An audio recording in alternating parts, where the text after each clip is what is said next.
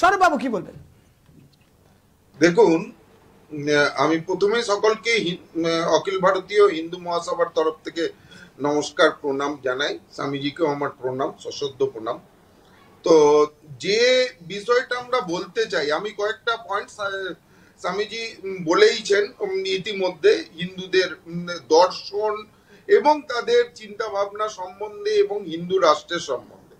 আমি এটা বলছি যে পৃথিবীতে 57টা দেশ মুসলিম কান্ট্রিজ আছে, তার মধ্যে কিন্তু 49 মুসলিম মেজরিটি, মানে মোর দ্যান 50%। এটা সবার জানা উচিত। কিন্তু সেই তুলনায় খ্রিস্টানদের, যেমন 157টা কান্ট্রিতে খ্রিস্টানিটি মেজরিটি আছে, কিন্তু অফিসিয়ালি খ্রিস্টান কান্ট্রি হিসেবে 15টা আছে। এবারে বুদ্ধিস্ট হিসেবেও কিছু কান্ট্রিজ আছে, কিন্তু হিন্দু কান্ট্রিজ নেই। হিন্দু কান্ট্রিজ ছিল নেপাল।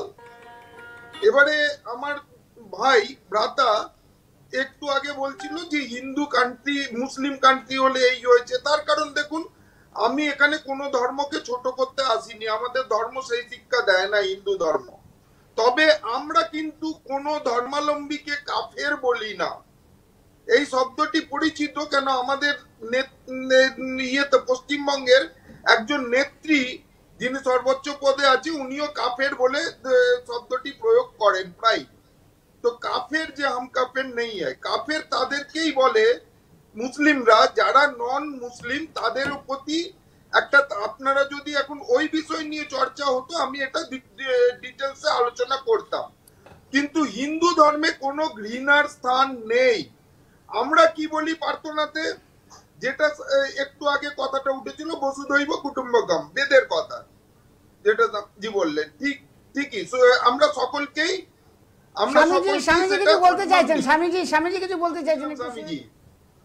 যে আমরা বলি সর্বে ভ্রবন্তু সুখী ন, সকলে যাতে সুখী থাকে, সকল জীব জন্তু, মানুষ এবং সকল জড় সমস্ত কিছু প্রাণী, এবং সর্বে সন্তু নিরাময়, সকলে যাতে রোগ অসুখ থেকে বাঁচে।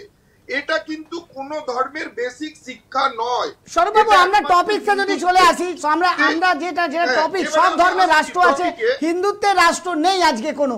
সেই জায়গায় দাঁড়িয়ে থেকে সুজন বাবু একটা প্রশ্ন রেখেছেন যে যদি হিন্দুত্ব রাষ্ট্র হয় তাহলে কি সুবিধা হতে পারে। জন্যই বললাম, আমি ওনারই উত্তর দিচ্ছি। নেপাল যতদিন, কেন আমি দীর্ঘদিন নেপালে কাটিয়েছি, এখনো যাই। আমি নেপালে কাঠমান্ডুতে ইন্ডিয়ান এমবাসি রেজিস্টার্ড একজন মেম্বার ওখানে হিসাবে, এবং সেখানে সাজেশন দিতে চাই, গভর্নমেন্টের সঙ্গে লিয়াজও আছে। তো এখানে নেপাল যতদিন হিন্দু কান্ট্রিজ ছিল ততদিন নেপালের প্রসপেরিটি আপনারা দেখুন, সেখানে মানুষের সুখের ব্যাপারটা দেখুন। ঘরে একটা তালা পর্যন্ত লাগাতে হতো না কাঠমান্ডুতে, আমি দেখেছি। আজকে দেখুন, জবের থেকে ওখানে কমিউনিস্টরা ঢুকে, চৈনিকরা ঢুকে, যে ওটাকে মাওয়িস্টরা ঢুকে যে নষ্ট করলো, এবং সেখান থেকে সেকুলার কান্ট্রি এলো, যে রাজা বিষ্ণুর অবতার হিসেবে নেপালের রাজাদের গণ্য করা হয়। স্বামীজি আরো ভালো বলবেন। এবং ভারতের প্রায় প্রতিটা বড় তীর্থক্ষেত্রে তাদেরকে অগ্রাধিকার দেওয়া হয় এবং তাদেরও দান আছে। সেই তাদের রাজাদের থেকে শুরু করে যে আজকে যে নেপালের যে দশা হয়েছে, যাদের প্রত্যক্ষভাবে যারা নেপালের সঙ্গে জড়িত তারা প্রত্যেকে জানে জিনিসপত্রের দাম কি হয়েছে এবং কি দশাটা হয়েছে, তাদের ওখানে ইনফ্রাস্ট্রাকচারের কি হয়েছে। সেই জায়গায় এবারে আমি বেসিক পয়েন্টে ভারতের প্রশ্নে আসছি। ভারতের যে দুটো পড়শি দেশের কথা বলা হলো, যেখানে 500 টাকা কেজি আটা হচ্ছে, আর যে দেশে ভাইয়ে ভাইয়ে মারামারি হচ্ছে, সেই দুটো দেশ ইসলামিক কান্ট্রি, কিন্তু তা বলে আমি কখনোই বলবো না যে ইসলামিক কান্ট্রিজ মানেই সেখানে পতন হবে।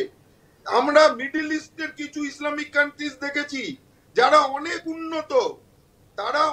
উন্নত, এবং সেখানে হিন্দু ভাইদের কিন্তু খুন করা হয় না, হিন্দু মেয়েদের ধর্ষণ করা হয় না, যেটা আমাদের এই দুটো পড়শি দেশে হয়। তার জন্য তারা পালিয়ে আসতে বাধ্য হয় সেই দেশ থেকে। তো এইখানে বেসিক যে চিন্তাধারা, এটাকে আপনাকে বুঝতে হবে যে হিন্দুদের চিন্তাধারা আর মুসলিমদের চিন্তাধারা সেটা, এবং মুসলিমদের মধ্যেও এখন ইউএই তো মুসলিম কান্ট্রি, তো ইউএই তে তো হচ্ছে না, অনেক উন্নত তারা। আজকে যদি কেউ বলে যে ইউএই উন্নত নয়, এমিরেটস উন্নত নয়, তাহলে তো তার সঙ্গে আমি তা একমত হব না। তা যদি হতো তাহলে আমার তৃণমূলের ভাইকে বলি, আপনাদের সকল ওই যুবরাজ থেকে সবাই দুবাই বারবার পালিয়ে যেত না ইসলামিক কান্ট্রিতে। ইসলামিক কান্ট্রি মানেই যদি 500 টাকা কেজি আটা হতো বা সম্পত্তি ওখানে রাখতো না।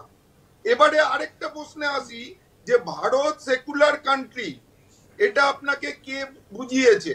এটা বুঝিয়েছে 1976 এ এমার্জেন্সি থাকাকালীন 42nd কনস্টিটিউশন অ্যামেন্ডমেন্টের দ্বারা ইন্দিরা গান্ধী রাতের অন্ধকারে ভারতকে সেকুলার করেছিলেন। ভারতের সংবিধান যদি বলেন, মূল সংবিধান বাবা সাহেব আম্বেদকরের সংবিধান, সেখানে সেকুলার শব্দটা ছিল না। ভারত ভাগ হয়েছে ধর্মের ভিত্তিতে, পার্টিশন হয়েছে ধর্মের ভিত্তিতে। ধর্মের ভিত্তিতে যখন পার্টিশন হয়েছে তখন হিন্দুদের টাকা দেওয়া হয়েছিল। সেখানে আজকে হিন্দু রাষ্ট্রটা লেখা হয়নি, সেটা আমি এখনো বলবো, হিন্দু মহাসভার সদস্য হিসাবে বলবো যে আমরা সেটার জন্য আমরা আজ পর্যন্ত মহাত্মা গান্ধীজি এবং পণ্ডিত জওয়াহরলাল নেহরুকে দায়ী মনে করি। তাদের ভুলের মাসুল আমাদের আজ অব্দি দিতে হচ্ছে। কিন্তু আজকে যদি আমরা এখানে হিন্দু কান্ট্রি করি, অন্তত হিন্দুদের নিরাপত্তা বাড়বে।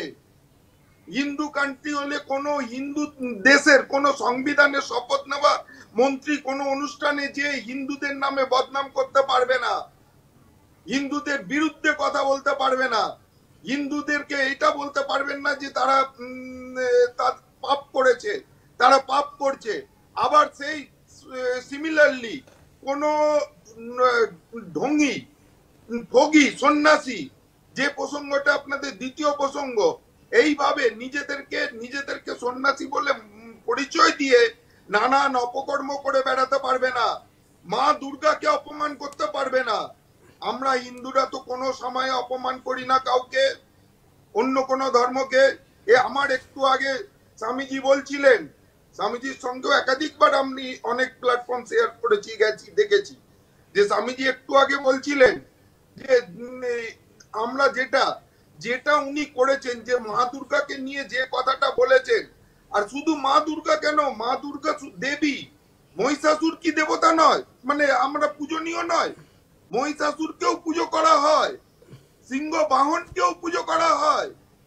এবারে মনে রাখতে হবে তাদের এইসব সম্বন্ধে, আর মা দুর্গা সম্বন্ধে যে অশ্লীল কথা বলেছে সেটা প্রত্যেকটা ভারতীয় নারীর অপমান।